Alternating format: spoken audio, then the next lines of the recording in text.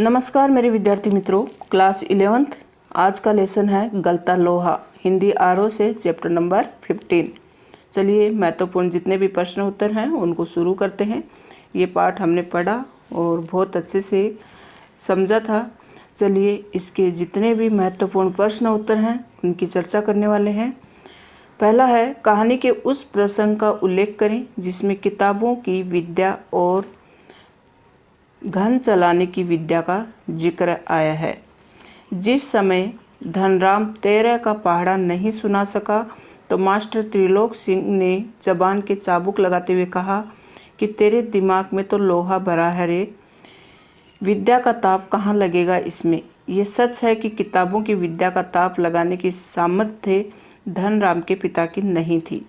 उन्होंने बचपन में ही अपने पुत्र को धोंकने फूकने और सान लगाने के कामों में लगा दिया। वे उसे धीरे धीरे हथौड़े से लेकर घन चलाने की विद्या सिखाने लगे। उपयुक्त प्रसंग में किताबों की विद्या और घन चलाने की विद्या का जिक्र आया है। तो यहाँ पर बताया गया है कि जो विद्यार्थी था धनराम, वह विद्यालय में 13 का पहाड़ा नहीं सुना पा रहा था, मतलब 13 की जो 13 की टेबल है वो नहीं सुना पा रहा था।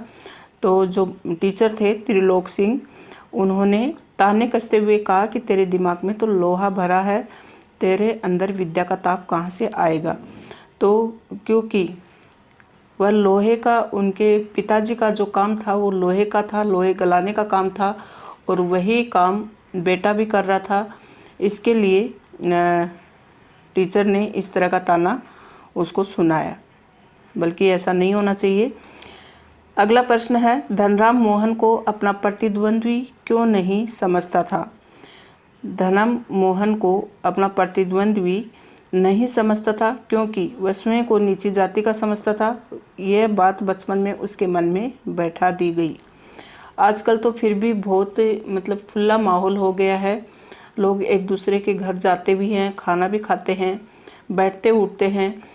लेकिन पहले के समय में ऐसा होता था कि जात पात छुआछूत की भावना बहुत ज़्यादा थी और मोहन जो था ऊंची बिरादरी का था और जो धनराम था वो नीची बिरादरी से बिलोंग करता था और लोहा गलाने का भट्टी पर काम करता था। इसके लिए स्वयं को नीची जाति का समझता था और मोहन को अपने समान नहीं समझता था और ये बात उसके बचपन में ही मन में बैठ गई थी। मोहन कक्षा का सबसे होशियार लड़का था। वह हर प्रश्न का उत्तर देता था। उसे मास्टर जी ने पूरी पाठशाला का मॉनिटर बना रखा था। वह अच्छा गाता था। मास्टर जी को लगता था कि एक दिन मोहन बड़ा आदमी बनेगा और स्कूल तथा उनका नाम रोशन करेगा। प्रश्न तीसरा, धनराम को मोहन के किस व्यवहार पर आश्चर्य होता है और क्यों। तो मोहन ब्राह्मण जाति का था। उस गांव में ब्राह्मण शिल्पकारों के यहाँ उठते बैठते नहीं थे, यहाँ तक कि उन्हें बैठने के लिए कहना भी उनकी मर्यादा के विरुद्ध समझा जाता था। मोहन धनराम की दुकान पर काम खत्म होने के बाद भी काफ़ी देर तक बैठा रहता। हालांकि धनराम ऐसा समझता था कि मैं इसकी बराबरी नहीं कर सकता, इसको मेरे साथ नहीं बैठना चाहिए, मुझसे बात भी नहीं करनी चाहिए, ये उसकी मर्यादा के खिलाफ था। लेकिन फिर भी मोहन जो था, ब्राह्मण होते हुए भी उसके मन में इस प्रकार के ख्याल नहीं आते थे। वह स्कूल से लौटते समय रोज़ाना धनराम के लोहे की भट्टी पर उसके साथ बैठता था। तो ब्राह्मण जाति का था और बहुत देर तक उसकी दुकान पर बैठा रहता था। इस बात पर धनराम को हैरानी हुई। उसे अधिक हैरानी तब हुई जब मोहन ने उसके हाथ से हथौड़ा लेकर लोहे पर नपी तुली चोटें मारी और धोंकनी फूंकते हुए भट्टी में लोहे को गर्म किया और ठोक पीट कर उसे गोल रूप दे दिया। मोहन पुरोहित खानदान का पुत्र होने के बाद निम्न जाति के काम कर रहा था। धनराम सकित दृष्टि से इधर उधर देखने लगा। धनराम को बहुत आश्चर्य हुआ जब मोहन ने उसके हाथ से हथौड़ी लेकर लोहे गलाने का और लोहे को गर्म करने का काम किया। प्रश्न नंबर 4, मोहन के लखनऊ आने के बाद के समय को लेखक ने उसके जीवन का एक नया अध्याय क्यों कहा। तो मोहन अपने गांव का एक होनहार विद्यार्थी था। 5वीं कक्षा तक आते आते मास्टर जी सदा उसे यही कहते थे कि एक दिन वह अपने गांव का नाम रोशन करेगा। जब 5वीं कक्षा में उसे छात्रवृत्ति मिली तो मास्टर जी की भविष्यवाणी सच होती नजर आने लगी। यही मोहन जब पढ़ने के लिए अपने रिश्तेदार रमेश के साथ लखनऊ पहुंचा तो उसने इस होनहार को घर का नौकर बना दिया। बाजार का काम करना, घरेलू कामकाज में हाथ बटाना, इस काम के बोझ ने गांव के मेधावी छात्र को शहर के स्कूल में अपनी जगह नहीं बनाने दी। इन्हीं परिस्थितियों के चलते लेखक ने मोहन के जीवन में आए इस परिवर्तन को जीवन का नया अध्याय कहा है कि अचानक से जब मोहन शहर चला गया तो उसका जीवन ही पूरा चेंज हो गया और उसको बाजार का काम करना पड़ता था, घरेलू कामकाज भी करने पड़ते थे और जिनके यहाँ रुका था उनको मोहन की पढ़ाई से कुछ लेना देना नहीं था, बल्कि अपने घर में ही उसको नौकर बनाकर रखा था। अगला प्रश्न है, मास्टर त्रिलोक सिंह के किस कथन को लेखक ने जबान के चाबुक कहा और क्यों? हम ये पहले भी पढ़ चुके हैं कि जो मास्टर त्रिलोक सिंह था वो धनराम को ताने कसते हुए कहता है कि विद्या का ताप तुम्हें कहाँ से लगेगा। जब धनराम 13 का पाड़ा नहीं सुना सका तो मास्टर त्रिलोक सिंह ने व्यंग्य वचन कहे, तेरे दिमाग में तो लोहा भरा है रे, विद्या का ताप कहाँ लगेगा इसमें। लेखक ने इस व्यंग्य वचनों को जबान के चाबुक कहा है। चमड़े की चाबुक शरीर पर चोट करती है, परंतु जबान की चाबुक मन पर चोट करती है। ये चोट कभी ठीक नहीं होती। इस चोट के कारण धनराम आगे नहीं पढ़ पाया और ये पढ़ाई छोड़कर पुश्तैनी काम में लग गया। जो उसका पुराना काम था, जो उसके परिवार वाले करते थे, उसी काम में वह हमेशा के लिए लग गया, क्योंकि उसके दिल को गहरी चोट पहुंची थी टीचर ने जो इस तरह से ताने सुनाए थे।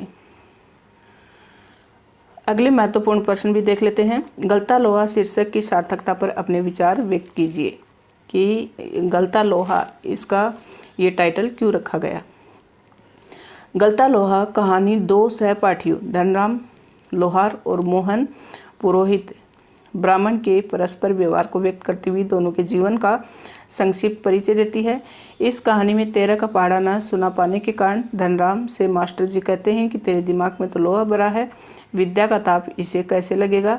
कहानी के अंत में मोहन का जाति भेद बुलाकर धनराम के ऑफर पर बैठकर बातें करना, उसे सरिया मोड़कर दिखाने के बाद ये पंक्ति कही गई है, मानो लोहा गलकर नया आकार ले रहा हो। अतः ये शीर्षक पूर्णतः सार्थक है। अगला प्रश्न, रमेश द्वारा मोहन के पिता को क्या आश्वासन दिया गया। तो रमेश ने मोहन के पिता से कहा कि वह मोहन को अपने साथ लखनऊ ले जाएगा। घर में 4 सदस्य हैं, एक और बढ़ जाएगा तो क्या, शहर में रहकर वह वहीं के स्कूल में पढ़ेगा। गांव में कई मील दूर जाकर पढ़ने की समस्या भी समाप्त हो जाएगी। इस प्रकार की सहानुभूतिपूर्ण बातें कहकर रमेश ने उन्हें आश्वस्त किया। लेकिन बेचारे के साथ क्या हुआ, मोहन को अपने घर में ही रख लिया, नौकर बनाकर बाजार का काम करवाना, घर का भी काम करवाना, इस तरह से शहर ले जाकर उसकी पढ़ाई को बाधित किया। अगला प्रश्न है, मोहन के पिता के जीवन संघर्ष का अपने शब्दों में वर्णन कीजिए। मोहन के पिता बंशीधर तिवारी गांव के पुरोहित थे।